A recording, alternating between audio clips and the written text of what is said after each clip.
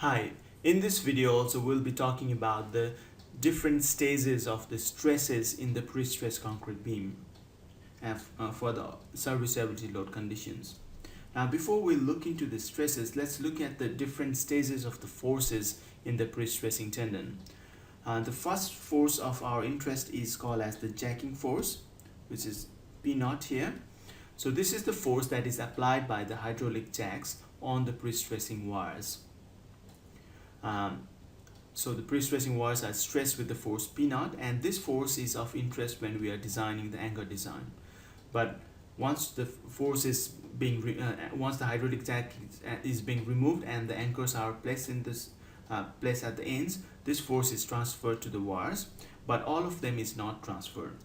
There will be some loss due to the anchorage slippage, and there will be also some loss due to the friction between the concrete and the tendon. So the force that will be transferred to the tendons will be smaller than P naught, and we call it as the initial force Pi. So there will be some immediate loss due to friction and the anchorage loss. Now with time, this force, initial force in the pre-stressing wire, will also gradually reduce and will settle at a certain value. This loss is due to the shrinkage and the creep in the concrete, and also the relaxation of the steel as well. So due to these factors, your initial force in the tendons will reduce gradually and only settle down for effective force of PE. So this is the effective force that is available in the tendon after some certain time, and this is the force that is important for us, and we will calculate maximum capacity of the pre-stressing beams using this force that is available in the pre-stressing wires. And this effective force PE is equal to around 0.75 to 0.85 times the initial force PI. And now again, looking at the forces in the beam, let's consider this beam with the pre-stressing tendon arranged parabolically, with having eccentricity of E at the midspan and 0 at the centricity at the supports. Now if we take a section at AA here, and we see that this force P is acting along the tendon, and it can be resolved into the vertical and the horizontal component. The horizontal component will be r cos theta, which is equal to P for small theta angles, and the vertical component is r sin theta, which is equal to P theta for a small angle of theta. Now we are not much concerned about this vertical force, stress force here, and we are concerned about this horizontal force P. So this horizontal force P is acting at an eccentricity of E at that point, so it can be replaced by this diagram, where the force has been moved to the centroidal axis, and there is an extra moment acting on here due to the eccentricity of the force. So basically this is equivalent to the force acting at the centroid plus the eccentricity, the moment due to the eccentricity. Now let's look into the different stress conditions in the beam at different stages of loading. So the beam here is pre-stressed concrete beam of 400 millimeter width and 750 meter depth, and the pre-stressing wire is located here at an eccentricity of E. Now let us forget the self-weight for a moment, and let's just concentrate on the pre-stressing force. When the pre-stressing force apply, of course there is a P plus the moment. So due to the axial force P, there will be an uniform axial stress, which is given by P over AZ, plus due to the moment there will be bending stresses as well, so it will be M or PE, which is equals to PE over Z bottom and PE over ZT, and the top is in tension and the bottom is in compression. And now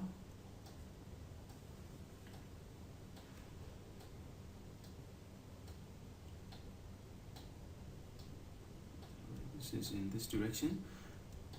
So now Due to the combination of these two, your stress condition of the beam, just considering the pre-stressing force only, will be something like this one. There will be a large compressive stress at the bottom, which we want to counteract the tensile stresses from the external loading, and there might be some small tensile stress or the small compressive stress at the top. Now let us consider the self-weight of the beam. So with the self-weight, there will be bending stresses as well, which will look like this one. So there will be compressive stress at the top and the tensile stress at the bottom, and which is given by mg over zb and mz over zt at the top. So due to this bending stresses from the self-weight of this beam, your stress condition will look like this one. Your bottom compressive stress will reduce a bit, but the top tensile stress, bottom tensile stress, there will be a little bit reduction in the compressive stress at the bottom, and at the top there will be a little bit increase in the compressive stress. Now, so let us consider the live load also acting on the beam now. So due to the live load, there will be additional bending stresses here, so which will create more tension at the bottom, mq over zp, and will create more compressive stress at the top, which is mq over zt at the top.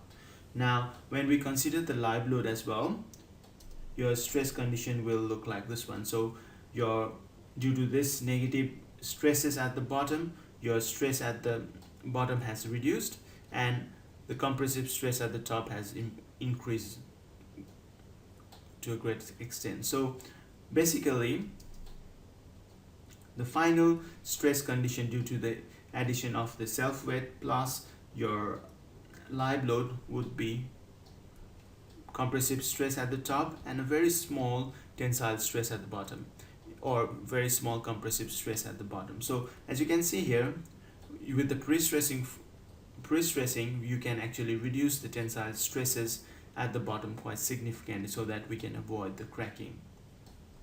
Now we can consider that the live load may be acting on the structure at any given time, or live load may not be present. So if the live load is present, this will be the stress conditions, and if the live load is not present, this will be the stress condition due to the pre-stressing force plus the self-weight only. So basically your stress in the beam will be revolving around this region. And as you can see, the stresses are rotating with pivot about the centroidal axis. So this is the stress condition, that range of stress condition that you will see in the pre-stressed concrete beam when the live load is acting or when the live load is not acting. Now let's look into the same thing step by step. So when only the pre-stressing force is acting, your stress condition will look like this one. There is a large compressive stress due to the uniform axial force, plus due to the moment there is a large compression stress at the bottom. Now as we go on increasing the moment here, so your compressive stress at the bottom will keep on decreasing here, and at certain point there will be uniform compressive stress.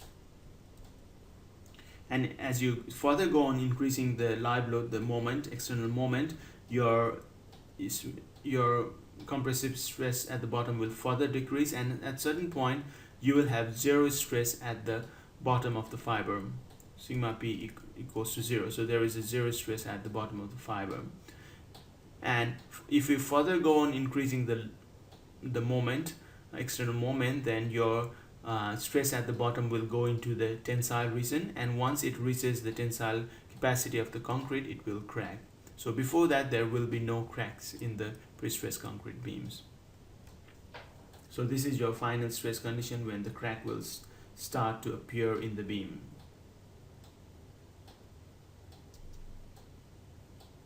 Now looking at the same stress condition again. So the first one is just due to the pre-stressing of the beam, but when there is applied moment, including the self-weight and the dead load and the live load, So your overall total stress condition will look like this one. There might be small tensile stress at the bottom, or there might be a small compressive stress at the bottom.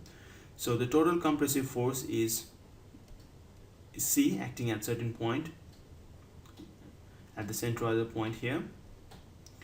Now this force C is equal to the pre-stressing force P, because it has the horizontal force has to be balanced. So the total compressive force pre-stressing in the concrete is equal to the pre-stressing force P. So C is equal to P, and this couple will give rise to a moment capacity for the beam.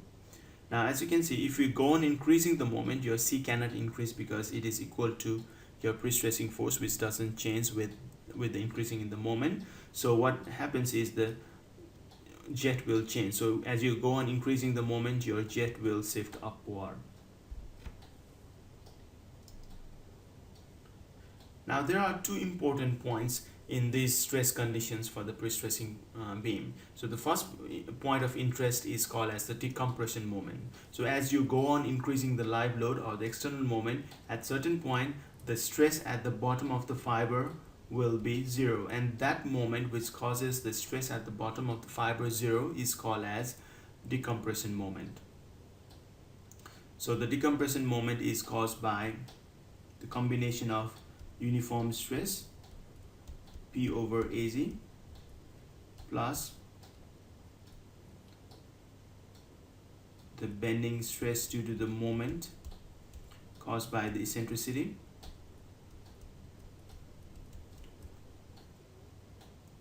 and also the live load or the external moment that is acting on the beam. So it is given by M jet B, and so the combination of all these forces will create this stress condition where your stress at the bottom will be equal to zero.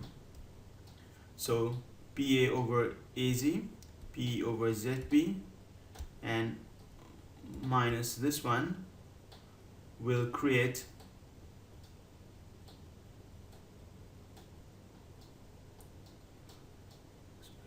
this reaction. So we'll create zero stress at the bottom. So you can calculate the moment, external moment, which will cause the zero stress at the bottom. So you can calculate the decompression moment like this one.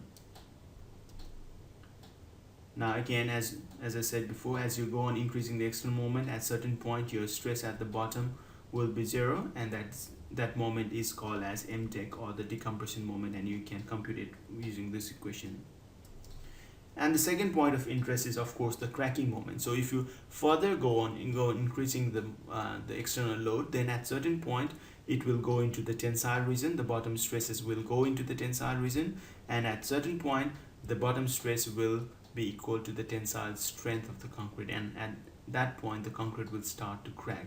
And this moment, which will cause the concrete to crack, is called as cracking moment. So for the cracking moment case, the bottom stress is equal to sigma B equals to F dash CT dot F. So basically it is tension, so we are using the negative sign here.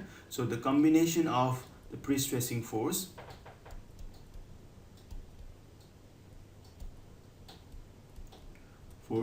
and the moment due to the external load, which includes the dead load, live load, and the self weight, when is equal to the tensile strength of the concrete will crack. So this is the cracking moment. So you can obtain the cracking moment by rearranging this equation. So again, looking at the same flow, as you go on increasing the moment, at certain point your stress at the bottom will be equal to F dash CT dot F. That moment is called as the cracking moment, and can be obtained by this equation.